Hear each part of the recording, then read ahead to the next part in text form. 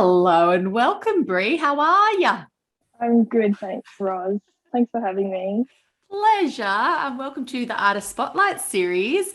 If you are watching and you're new around here, I wanted to introduce you to the beautiful Bree Morrison. She's gorgeous. We've met in person, and we've been connecting and chatting for maybe a year now. And Bree is an inspiration to me. She's got such a beautiful, beautiful art, but a beautiful way of being an artist. And that's why I had to steal you, Bree, and pick your brain. Thank you, Roz. Thank you. So, for those of our listeners and viewers who haven't heard of you yet, would you like to tell them a little bit about you and your art? Well, I'm Bree Morrison, and you can find me at Bree Morrison Art, just really simple. And I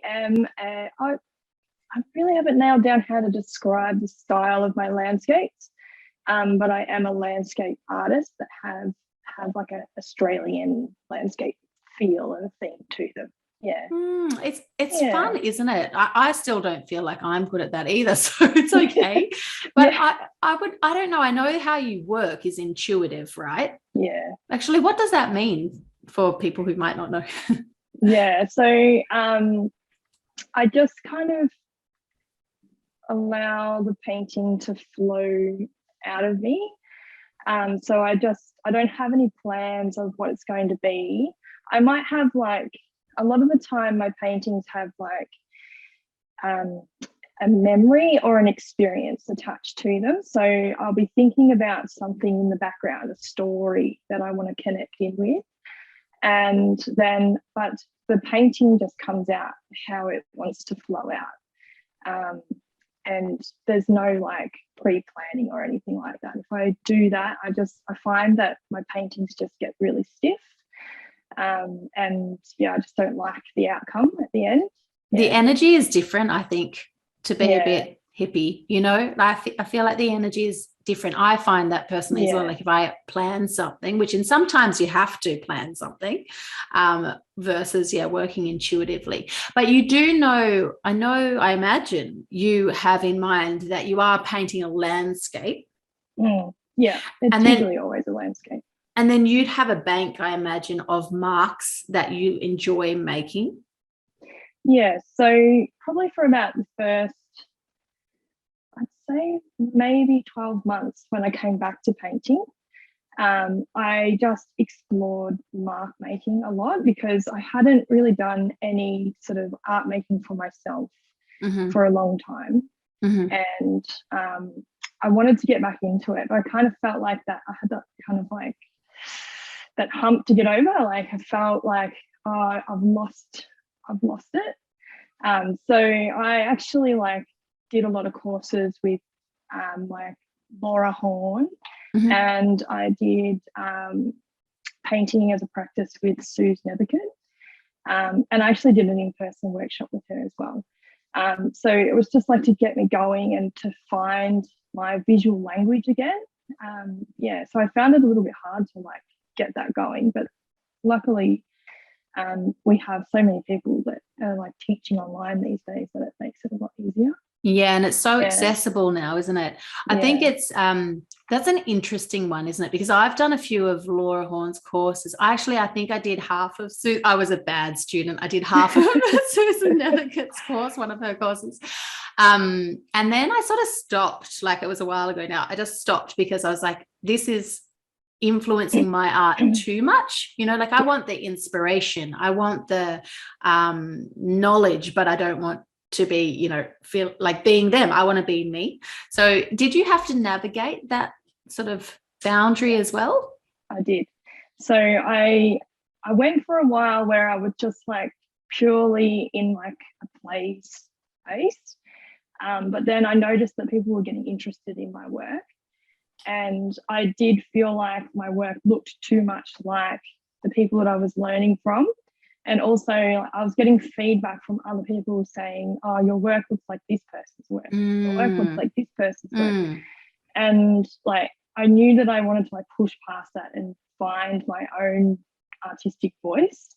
So I had to like really pull back from doing those online courses And even to the point where like I had to really pull away from looking at Instagram as well, because I just had to like really cleanse my artistic palette, I guess, and come up with my own.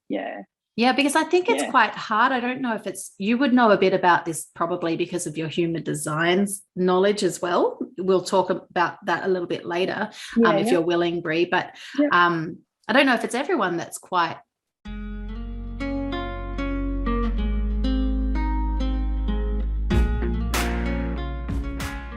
susceptible to external influences.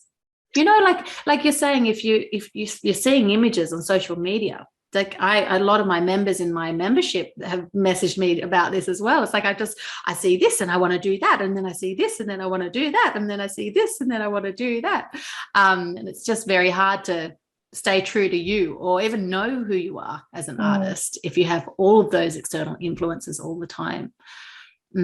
So sorry, my question is it everyone that is like that, or what do you think? I don't know if it's everyone, but I was definitely heavily influenced by what I was seeing.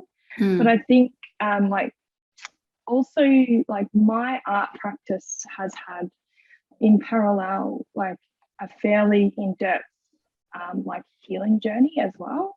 So I've sort of been working through like some trauma work and stuff like that. So a lot of it came down for me was like a sense of self and a sense of self-worth, and you know that the things that I can create are actually good enough. You're going to make me emotional, Bree. Don't do this to me. But then, like, so much, it's all right. So much of art making, like, and the journey of an artist is related to that. I would say almost across the board, not necessarily the trauma, but the valuing your voice. And, you know, that holds people back from putting their art out to sell as well, and putting a number on their artwork is all of that self-respect and that valuing themselves. Do you remember your first art sale? I'm not sure if I sold. I'm not sure if I sold anywhere like before uni. I remember selling some pieces like in uni, which actually sold to a primary school, which was really sweet. That's great. But I think like as a kid growing up, I would just draw and just give them to people. Yeah. I just loved doing it so much. Yeah. Because I'm thinking we might have some listeners that would be interested in selling their work, but they're just not sure how to start. So I thought maybe, you know, that side of your journey might be interesting to people as well. Well, yeah, I think it's really interesting because I think like that this is kind of where the human design plays in, because as I've been going along, obviously I listen to a lot of podcasts and things like that, and just I believe in like the universe serves you up the things that you need to investigate and the things you need to know about. And I just happened to listen to this random podcast one day, and they were talking about human design, and it just like piqued my interest immediately. So I knew it was like a rabbit hole that I was going to go down.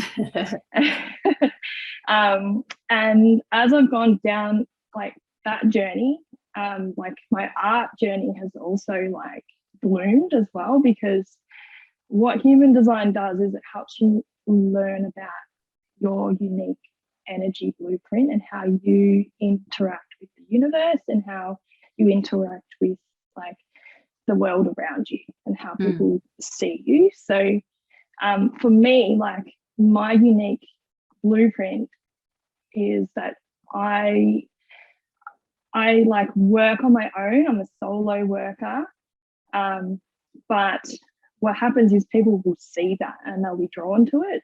So I have to make sure that I'm like putting myself out there so people actually see it.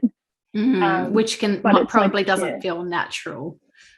Well, yes and no. Like part of it is that I like work within a community of people like yourself, Rods, that like see something in me and invite that out of me.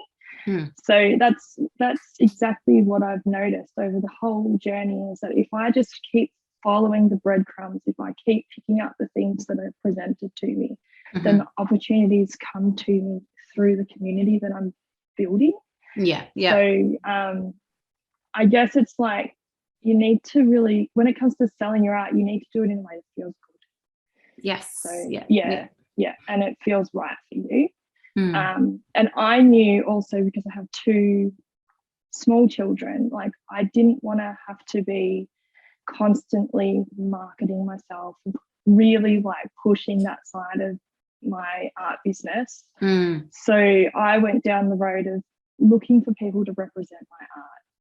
And so I actually actively put that like in my vision board, I guess. Like I didn't have an actual vision board, but I just had that as something that I wanted to achieve, a goal that I wanted to achieve. And then I started looking at the community around me. So what are the artists doing around me who are represented by this gallery, that gallery, another gallery, and sort of working towards producing work that would be. But what I love about that, because what I love about how you have done this is that you've done it in a really soulful, sort of aligned way. Whereas I think a lot of artists will see other people in these galleries and they're just sort of like, what's the word? Like railroad their way in. Is that the word? And just go at it like ultra ambitiously rather than from their heart. And I really, really love that with you. And I think, I mean, you're at Art to Art, where I am as well, and you're also at Forman Art and Framing. And I don't know a whole lot about Forman Art and Framing, but I do know that Philippa from Art to Art, the curator there, is just a beautiful human. So it's just a really good connection with you. I think, I feel like maybe, I don't know, maybe the universe and all of that brought you two together because you're such down to earth, gorgeous people, you know? Yeah. And the beautiful thing is that like Philippa took my work before I even knew it was good enough to like be in the gallery. So like she gave me that opportunity to, you know, get my work out into the world. But I just in the background did work. I just kept working and kept working and kept working at it. And that is what I often talk about as well. One of the benefits of being with a gallery or having an art prize even is just motivation to do something, motivation to make your art. So Art to Art would be a big one for you, you know, always selling your work and asking for more work and keeping you moving, keeping you sharing on Instagram as well. By the way, Bree pretends that she's not good at promoting herself, but her Instagram is really good. So please go and check her out. So are you on Instagram, just because I always forget the dots and underscores and things like that, are you just Bree Morrison Art? Yeah. Straight up. That's it. Yeah. Love it. That's good. Yeah. Because I always forget dots and underscores and all of that. I've got dots. So. Must remove dots. Must remove dots. I was so happy when the handle was still available. I was like, yes. Yay. Well, you've got a common last name, but an uncommon first name. So, you know. Yeah. You're good. Yeah. And Bree is BREE, right? Yeah. People will see that below this, I'm sure. Awesome. So thank you for sharing, you know, your story so far. So how did you sort of first come into the art world? Because I know you studied fine arts and you have an art and design sort of teaching background. How did you come into painting? Like, I know you felt like you lost your way and you started to do online courses and all of that. Is that right at the start of your painting journey? I wouldn't. That's the start of what I know now as my painting practice.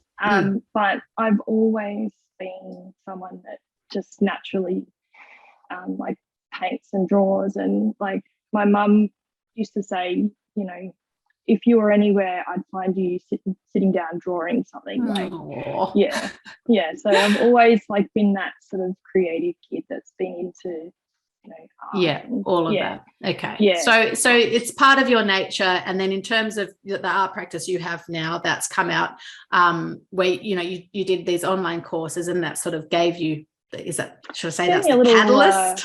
little boost back into like finding my actual voice, because I feel like when I reflect on going to uni, I was really young and I just I just did it because I knew that I loved art, but I didn't really know what I wanted to get out of it. And it was also in that period of time where it was pre-social media, so it was really hard to know how to be an artist when you came out of it. And I left uni feeling like I didn't know how to make a life as an artist. So I actually just went on to do a diploma of education, and I went into education. But that also, like, all that teaching has helped me get to where I am as now. So, and I often reflect on things that I've done in the classroom that I now bring into my teaching practice. And so teaching, I think, is really good for consolidating your own learning.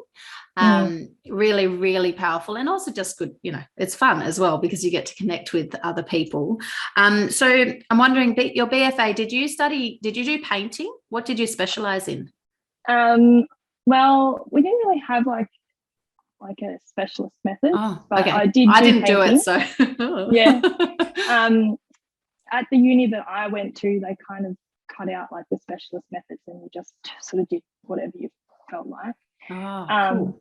But I did do painting, and I did photography, and I didn't even do, like, for my final piece, I didn't do painting. I did like this massive like installation piece that had like mixed media, and gorgeous.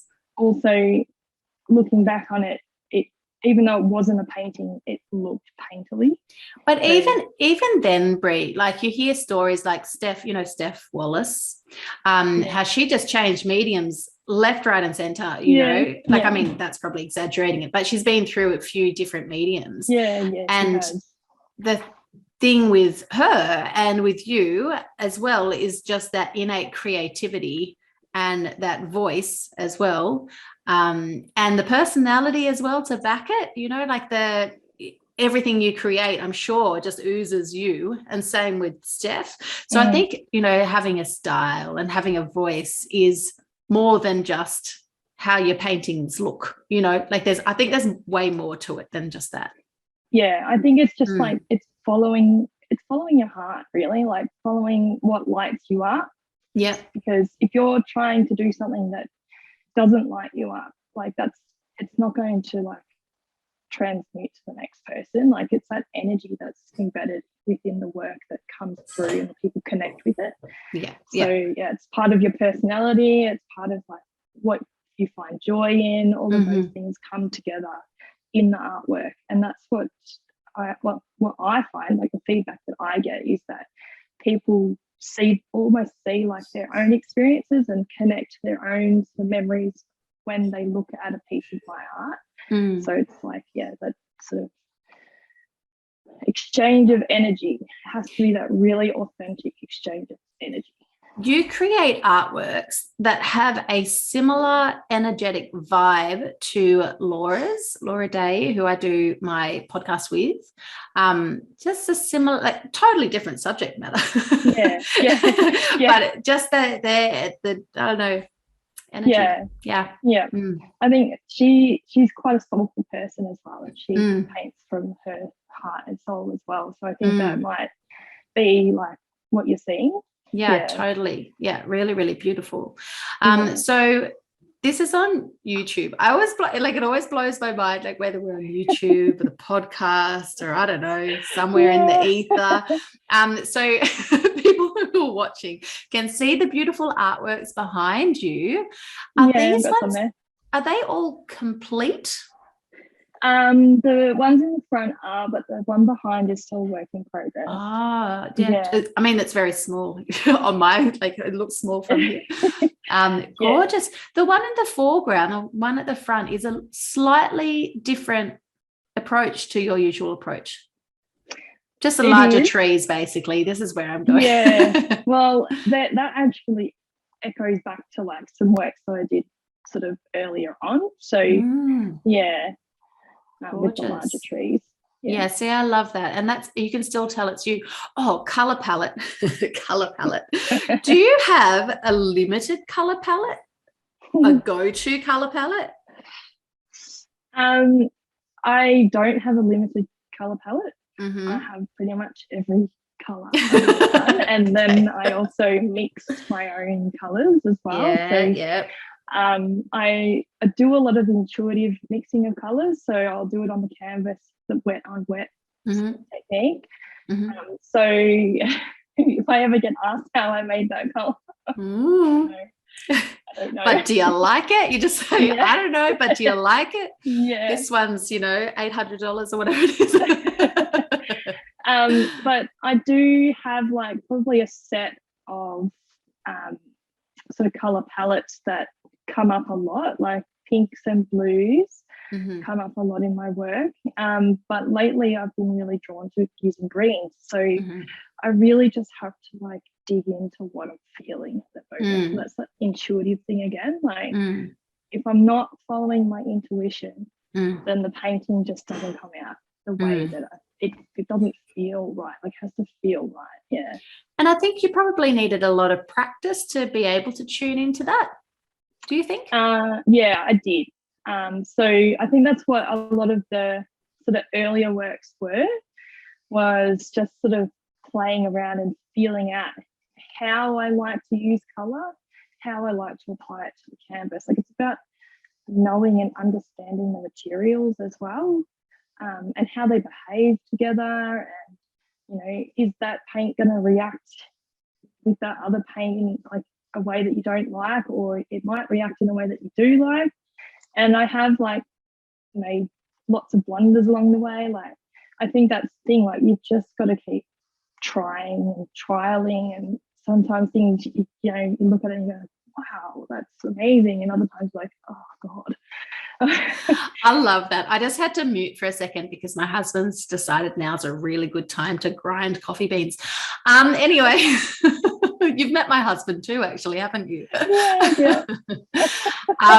Now, as you were chatting, it made me think of two things. So one was a post that you have up on your Instagram recently about your sort of intuitive painting, and that not just intuitive painting, but that element of play in your practice, I should say, rather than your art making process. It's part of your practice, Yeah. And that was a really inspirational post.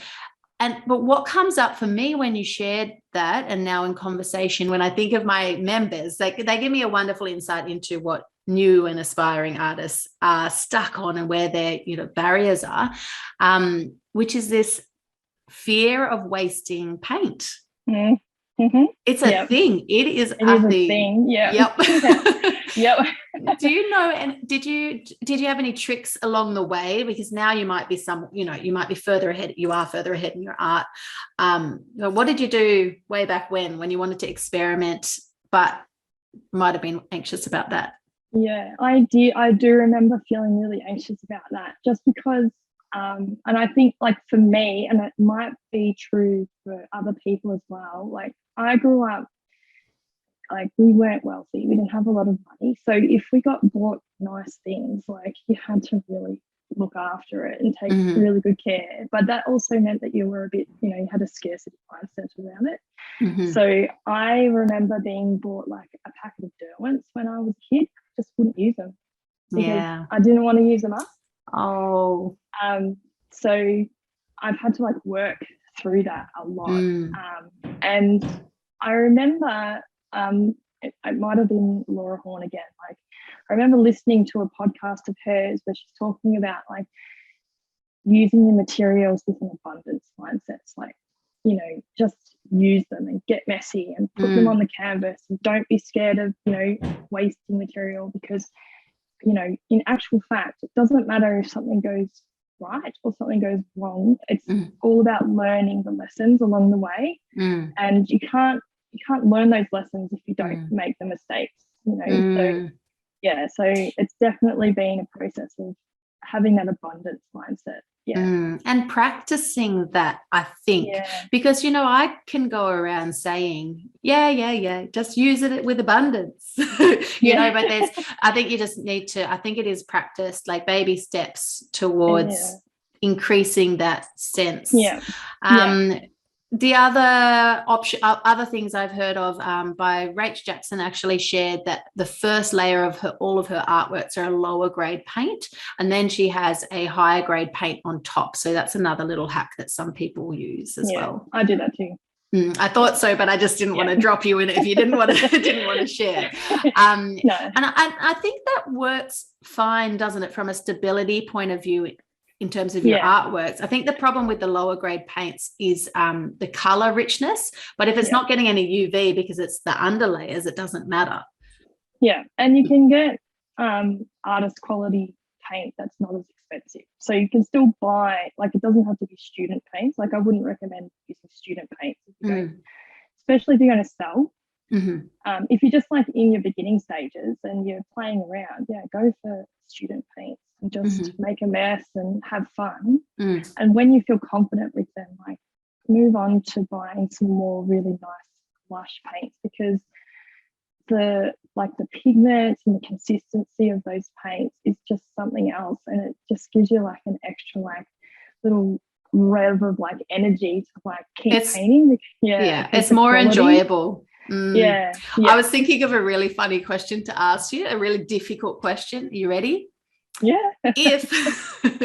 If our viewers wanted to buy some premium quality paints but only like 6 tubes, which colors would you buy?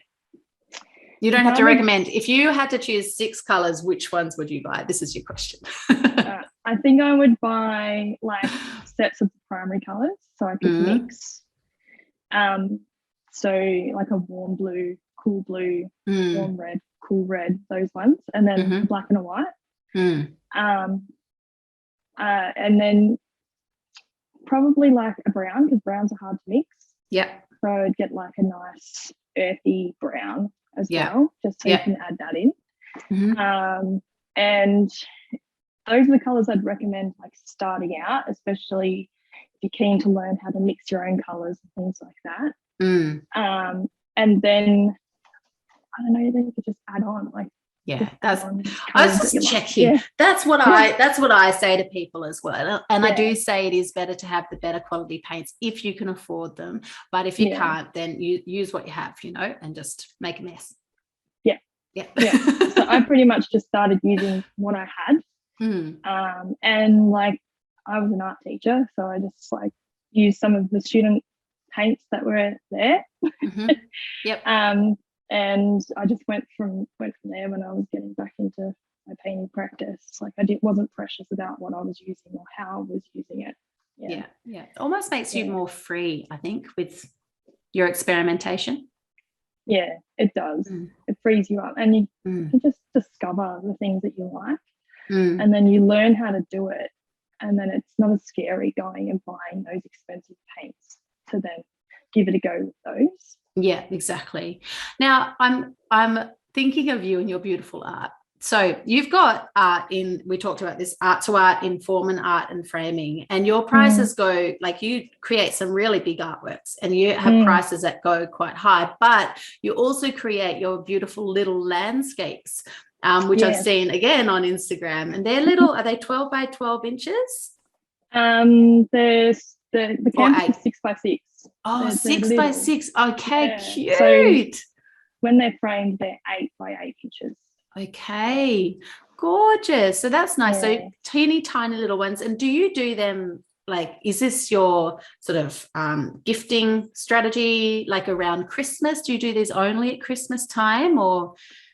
Well, the little landscapes were actually, I started creating them in 2020 during like when we were all in lockdowns and pandemic mode, and the best period of our lives. Hard when you have kids to say it. And I actually, what I did was I was using paper and small canvases to play on. I was just playing with lots and lots of different materials, and eventually I was like, I had a whole stack of them. I was like, oh, what am I going to do with all this artwork? And I thought, I'll just like do a lower price point artwork. Like, there's still an original artwork and it's still great quality. But I wanted to be able to like reach people that couldn't afford like the higher prices. So that's where the little landscapes have kind of been born out of. And they started off being like on paper and on canvas and just pretty much whatever I made art on at the time. And then slowly I've like refined them down to this is the size and price point of this particular and offering. makes it a lot easier. I'm learning as well, where you have your set sizes, your set prices, you know that that's your model. There's no surprises. It's clear to everyone. It's clear to you. It's clear to the universe. This is how it works. They are just the cutest little things. I love them. Have you sold them yet? Have you put them on the market yet? No. They're going up on my website on Monday. So okay. So at the time when this goes live, so you're talking Monday the 24th of October. So when this goes live, they'll already have been up on the website. So go and check it out. There might be a couple left. I don't know. They're pretty popular. So and you don't make that many of them either, do you? I don't make that many of them. But the whole idea is to be able to allow people to buy an original artwork that's not, too expensive. And because they're small, like they're perfect for gifts or even like to buy for yourself as a first art purchase. And they're in the thick. What do they call them? I don't actually call them this, but on you want me to grab one? Yeah, go grab one. I'll just talk to everyone while you're doing that. I think they call them gallery wrapped, don't they? Yeah. I tend to just call them a timber float frame. They're a timber float frame. But, these ones are made out of pine, so they're not high quality hardwood ones. And that's how I keep the price point a bit lower. Yeah, beautiful. That it reminds me a little bit of some of my works on paper that I will sell with like an economy frame. So they're framed. You can put them on the wall, but you may choose to upgrade the frame if you want to at a later date. But you can still gift it, still put it on your wall. It's ready to go. Really, really gorgeous. Now, oh my gosh, my brain, Bree knows me well enough. My brain just goes, woo, woo, woo. What was I going to say? Oh, I was going to say I like the small artwork idea for you because artists often have a lot of artists that follow them on Instagram, and artists typically don't have bucket loads of money to, just throw around. So that's a great way to get, to give artists access to your work. So I really love that. Beautiful. Yeah. I might have to buy one to see. Okay. Now I'm feeling like we should probably wrap up our chat now. Is there anything else you wanted to share with people while we've got them listening in on our conversation? No. Follow Bree on Instagram. Check out her website. See if there's any of the little landscapes left. Then the other one I want to drop as well, which is to benefit Bree, but also generally speaking, when you follow someone on Instagram, I'm talking to the audience now. When you follow someone on Instagram, make sure that you do lots of likes, drop in lots of likes, give them a couple of beautiful comments to encourage them along the way. And also go to the top right side of their account, click the bell, which means that you will then get notifications when that artist shares another post. And that allows you to continue supporting that creative. So definitely do that over on Bree's account. Test out the tech, see if you can work it out. How's that? That's okay. All right. Well, lovely chatting, Bree. Thank you so much. Thank you, Ron. Thank you for having me.